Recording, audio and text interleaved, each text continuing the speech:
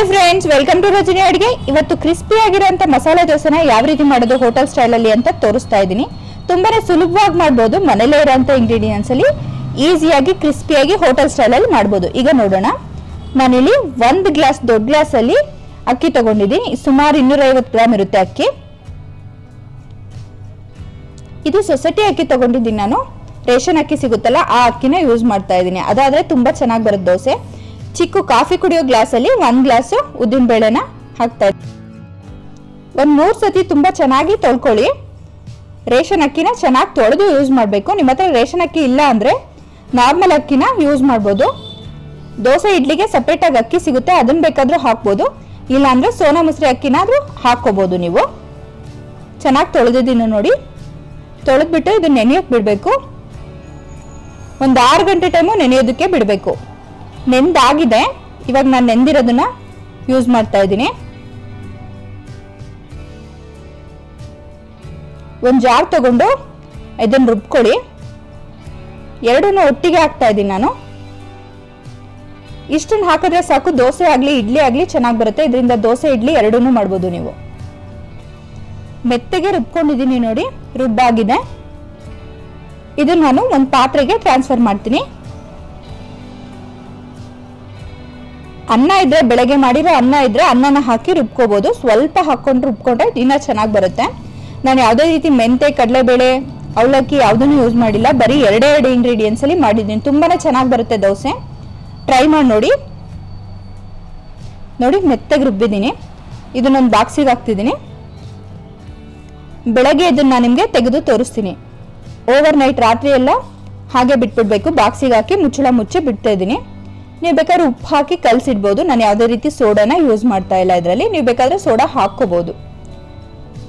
soda use ಮಾಡ್ದೇನೆ ಚೆನ್ನಾಗಿ ಉಕ್ಕುತ್ತೆ ಬಾಕ್ಸ್ನ ಮುಚ್ಚಿಡಿ ಬೆಳಗ್ಗೆ ತೆಗೆದು ತೋರಿಸ್ತಾ ಇದ್ದೀನಿ ನೋಡಿ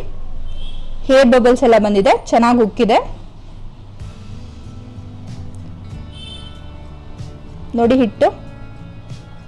ಇದನ್ನೆಲ್ಲ ಚೆನ್ನಾಗಿ ಕಲಿಸ್ಕೊಂಡು ಒಂದು ಅರ್ಧ ಸ್ಪೂನ್ ಅಷ್ಟು ಉಪ್ಪು ಹಾಕೊಳ್ಳಿ ಉಪ್ಪು ನಿಮ್ಗೆ ಎಷ್ಟು ಬೇಕೋ ಅಷ್ಟು ನೋಡ್ಕೊಂಡು ಹಾಕೊಳ್ಳಿ ನೀಟಾಗಿ ಚೆನ್ನಾಗಿ ಕಲಿಸ್ಕೊಳ್ಳಿ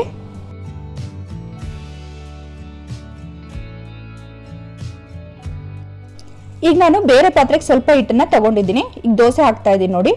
ಒಂದು ಹಂಚನ್ನ ಬಿಸಿ ಆಗೋದಕ್ಕೆ ಇಟ್ಟಿದ್ದೀನಿ ದೋಸೆ ಹಂಚನ್ನ ಸ್ವಲ್ಪ ನೀರನ್ನ ಚಿಮ್ಕಿಸಿ ಆಮೇಲೆ ಒಂದು ಟಿಶ್ಯೂ ಪೇಪರ್ ತಗೊಂಡು ನೀಟಾಗಿ ಒರೆಸ್ಬಿಡಿ ಹಂಚಿನ ಹೀಟನ್ನ ಸ್ವಲ್ಪ ಕಮ್ಮಿ ಮಾಡುತ್ತೆ ತುಂಬ ಕಾದಿದ್ರೆ ಇವಾಗ ನೋಡಿ ದೋಸೆ ಬ್ಯಾಟರ್ ತಗೊಂಡು ದೋಸೆನ ಹಾಕೋಬೇಕು ಹಾಕಿ ನಿಧಾನವಾಗಿ ಈ ರೀತಿ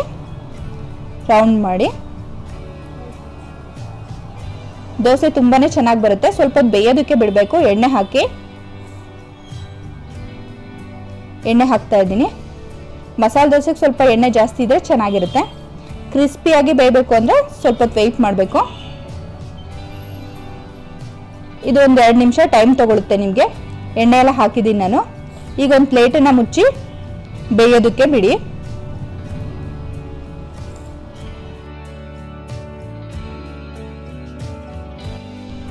ದೋಸೆ ಚೆನ್ನಾಗಿ ಕಲರ್ ಬರಬೇಕು ನೋಡಿ ಸ್ವಲ್ಪ ಸ್ವಲ್ಪ ಕಲರ್ ಬಂದಿದೆ ಚೆನ್ನಾಗಿ ಕಲರ್ ಬರಬೇಕು ಕಲರ್ ಬರ್ತಿದೆ ನೋಡಿ ಈ ರೀತಿ ಚೆನ್ನಾಗಿ ಬೇಯಬೇಕು ಬೆಂದ್ಮೇಲೆ ಮಸಾಲೆ ದೋಸೆಗೆ ಕೆಂಪು ಚಟ್ನಿ ಮಾಡ್ಕೋಬೇಕು ಅದನ್ನ ಯಾವ ರೀತಿ ಮಾಡೋದು ಅನ್ನೋದನ್ನ ನಾನು ಡಿಸ್ಕ್ರಿಪ್ಷನ್ ಅಲ್ಲಿ ಲಿಂಕ್ ನ ಕೊಟ್ಟಿರ್ತೀನಿ ಆ ಲಿಂಕ್ ಥ್ರೂ ನೀವು ನೋಡಬಹುದು ವಿಡಿಯೋನ ನನ್ನ ಚಾನೆಲ್ ಅಲ್ಲಿ ವಿಡಿಯೋ ಇದೆ ಈ ರೀತಿ ಸ್ಪ್ರೆಡ್ ಮಾಡ್ಕೊಳ್ಳಿ ಚಟ್ನಿನ ಹಾಕಿ ಚೆನ್ನಾಗಿ ಹಚ್ಕೊಳ್ಳಿ ತುಪ್ಪ ಹಾಕೊಂಡ್ರೆ ಇನ್ನೂ ಚೆನ್ನಾಗಿರುತ್ತೆ ತುಂಬಾನೇ ಚೆನ್ನಾಗಿರುತ್ತೆ ತುಪ್ಪದ ಜೊತೆ ಮಸಾಲೆ ದೋಸೆಗೆ ಆಲೂಗೆಡ್ಡೆ ಪಲ್ಯ ಇದ್ರೇನೆ ಚಂದ ಆಲೂಗೆಡ್ಡೆ ಪಲ್ಯನ ನಾನು ಹಾಕ್ತಾ ಇದ್ದೀನಿ ಇದು ಸಹ ಹೇಗೆ ಮಾಡೋದು ಅಂತ ಲಿಂಕ್ ಇದೆ ಲಿಂಕ್ ನಾನು ಡಿಸ್ಕ್ರಿಪ್ಷನ್ ಅಲ್ಲಿ ಕೊಟ್ಟಿರ್ತೀನಿ ನೀವು ಅದನ್ನ ನೋಡ್ಕೊಂಡು ಮಾಡ್ಕೊಳ್ಳಿ ತುಂಬಾನೇ ಟೇಸ್ಟಿ ಆಗಿರುತ್ತೆ ಸೈಡ್ ಅಲ್ಲಿ ಈ ರೀತಿ ಪಲ್ಯನ ಇಟ್ಟು ಎರಡು ಕಡೆಯಿಂದ ಫೋಲ್ಡ್ ಮಾಡಬೇಕು ದೋಸೆನ ತುಂಬಾನೇ ಟೇಸ್ಟಿ ಆಗಿರುತ್ತೆ ಮಸಾಲೆ ದೋಸೆ ಹೋಟೆಲಲ್ಲೆಲ್ಲ ಇದೇ ರೀತಿ ಫೋಲ್ಡ್ ಮಾಡೋದು